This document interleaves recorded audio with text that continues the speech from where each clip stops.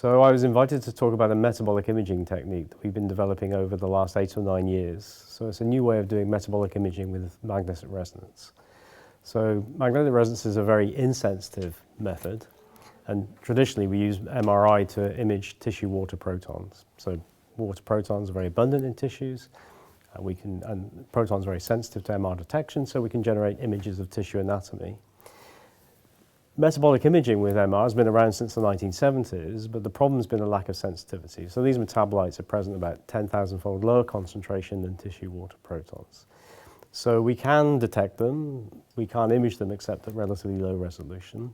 Moreover, if you get a picture, a profile of the metabolites in the tissue, that doesn't tell you anything about flux or turnover. If you want to understand how something works, you need to see it move. And so in metabolic imaging, the way we do that is to introduce a labeled metabolite, so carbon-13, for example. So you can inject a carbon-13 labeled molecule and you can detect signal from those molecules. The problem, again, is sensitivity. So carbon-13 is even less sensitive to detection than proton. So we can't image with carbon-13 except at very, very low resolution, and time resolution is not very good. So the technique that we've been working on in collaboration with GE Healthcare for the last 8-9 years or so is a technique that increases sensitivity in the experiment by more than 10,000-fold.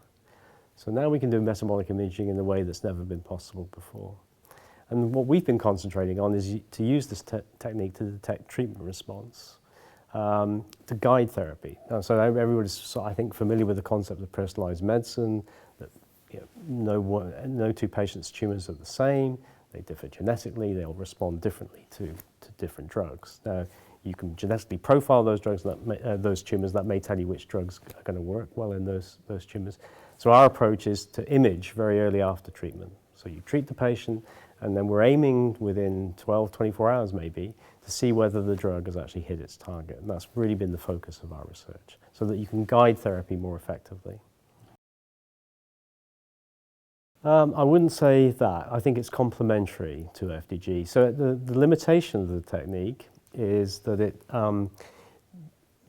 so if I explain a little bit about the physics of how it works.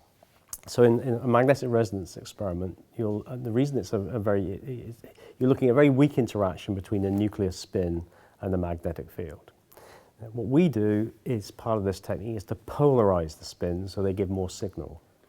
Now, in order to do that, we take the sample down to a very, very low temperature, a fraction of a degree above absolute zero, or about a degree above absolute zero, and play a trick which we don't need to go into. But essentially, that polarizes the spins, and this gives us a massive gain in sensitivity.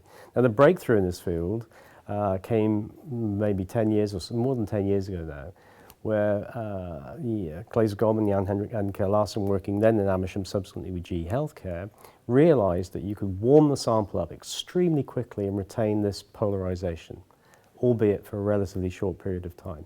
So the half-life of the polarization in the molecule that we've used mainly is about 30 seconds, which means when you inject it, you've got to do everything within a few minutes.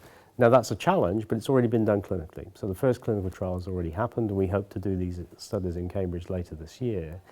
But that's the difficulty. Now, what that means is, because the signal has got such a short lifetime, you have a relatively restricted field of view. So with FDG PET, you can do whole body imaging. Now, this technique would be challenging to do on a whole body way. So if you wanted to look for metastasis, then FDG is a great way to do that. This technique would not be a great way to do that, but it is good. So I think the key advantage, well, there are two key advantages over FDG PET. One, there's no ionizing radiation, so you could contemplate using it in a repeat fashion. Image the patient, treat them, and then image again. And the other, it works in tumors where FDG doesn't work terribly well. So, for example, in glioblastoma, in prostate. So the first clinical trial was done actually in prostate. Now, the problem in prostate with FDG is you get a lot of signal from the adjacent bladder, and the prostate is not particularly avid for FDG either. So I think I see them as complementary. And I think really what's going to happen in the next few years, PET-MR machines are already out there in the clinic. We plan to put this technique onto PET-MR and use multiparametric imaging. So get as much information as you can out in as short a time as possible by adding together different, you've got many contrast mechanisms with MRI. You add in radionuclide imaging and then this new metabolic imaging, you can ask more specific questions. If you understand mechanism, then I think you can ask much more specific questions about the way the tumour behaves, what type of tumour it is.